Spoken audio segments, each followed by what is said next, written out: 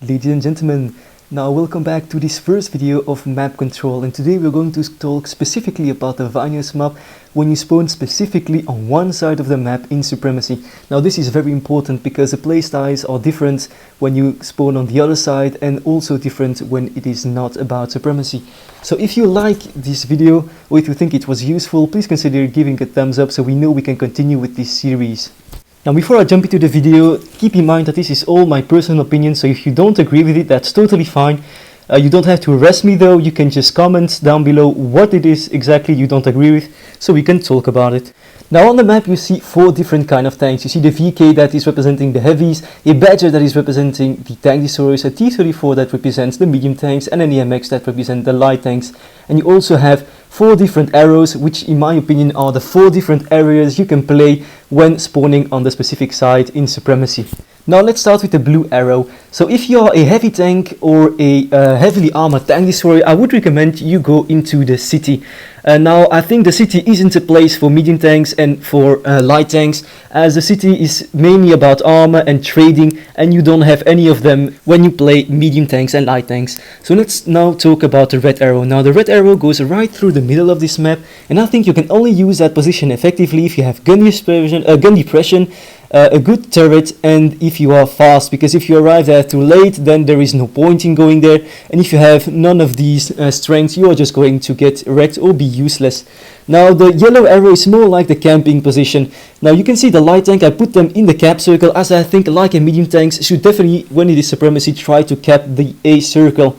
And the more vulnerable tank destroyer or the more slower tank destroyer can try to camp at the back right where he is and try to get some shots in. And the black arrow goes right into the what is called the old city, and I think you can go there when you are any different type of classes, but I wouldn't recommend going there when you are a slow heavy, as you're going to lose a lot of time going there. So like fast heavies, fast medium tanks and light tanks, and the faster tank destroyers could definitely try and play it out in the ruins of the old city. So I really think Vineyards is a map that gives a tremendous advantage to medium tanks, light tanks and faster heavies, as they can rush into the aggressive positions I showed you on the map, which is a red, the black and the blue arrow, and spot the enemies and put one or two shells before the enemies can do anything about them. Now does that mean you are completely useless when you are playing, for instance, a slow tank destroyer? Well, absolutely not. You have to try and get into the right positions at the correct time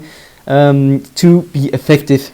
Now unfortunately I see so many people going to completely wrong positions and then end up having a bad game, or we end up losing the game because they could have gone in better positions. So these are very, very important. You take the correct tank into the correct position if you want to win on this map.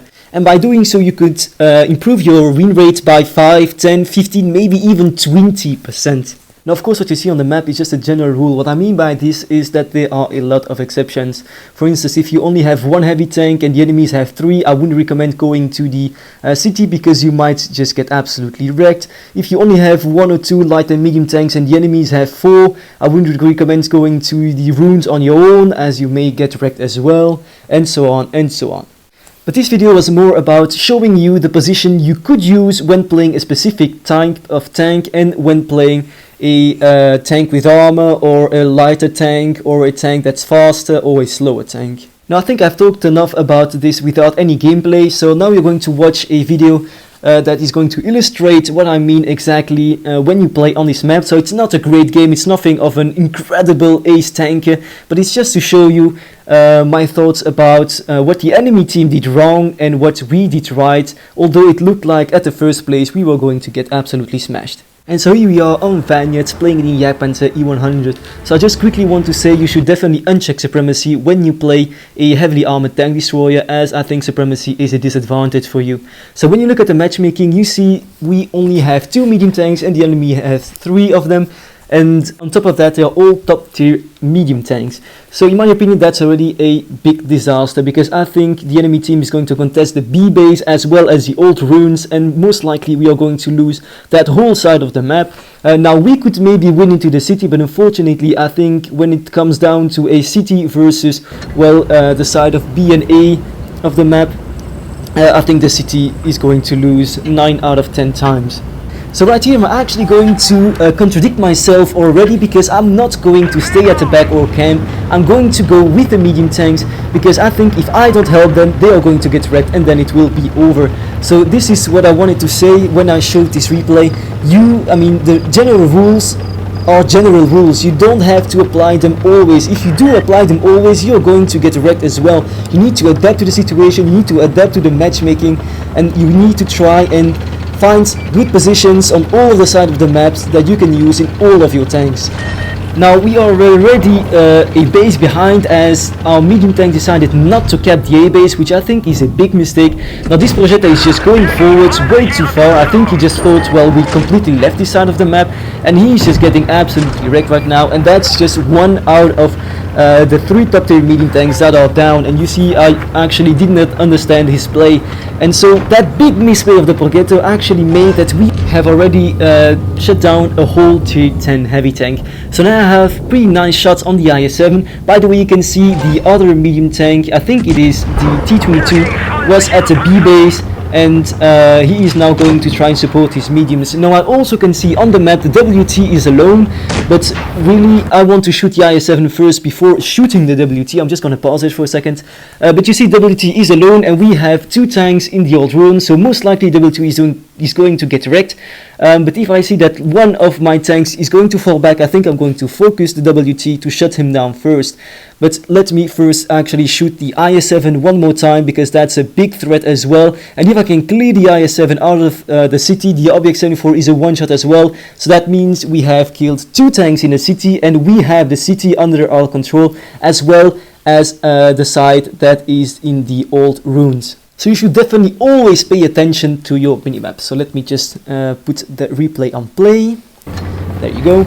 So I'm going to reload, I'm going to try and shoot at the IS-7, but I see actually I'm not going to get any more shots, and so I'm going to focus the WT and shoot some HE, because that could be a very juicy shot indeed. So I'm hoping he comes back, and yes he does. So I'm going to shoot, but it seems like I shoot a little bit early and the shot goes a little bit high, and so that means I'm going to miss. And as I see the M48 decided to go try and contest the B cap circle, I'm going to help this grill, because WT versus grill is a match that could go, well, that could actually turn out to be a disaster. So I'm going to put a 1422 HE shell into the grill, which is absolutely great.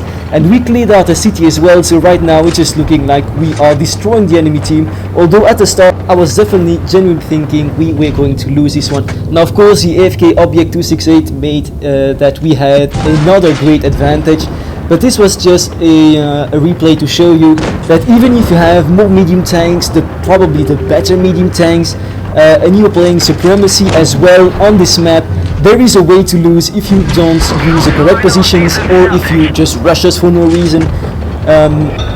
And that was really what I was wanting to show right now. Now, fortunately, I also missed the HE shell on the Jagdpanzer. No, the Leo, I mean, which is a pretty sad thing, but we still did 4k damage, so this is not an exceptional game, but it's definitely not a bad game. So I'm pretty happy with that result, and we got a 3rd Mastery Cross.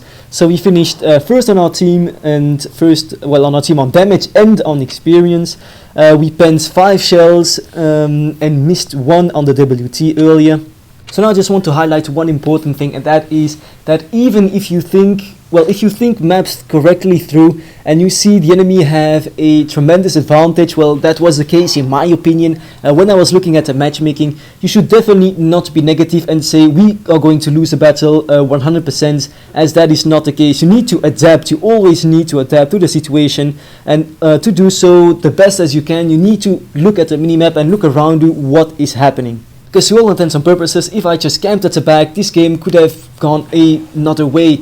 Because yeah, of course I could have shot the Pargetto, but then I wouldn't have been in position to shoot the IS-7, I wouldn't have been in position to shoot the WT.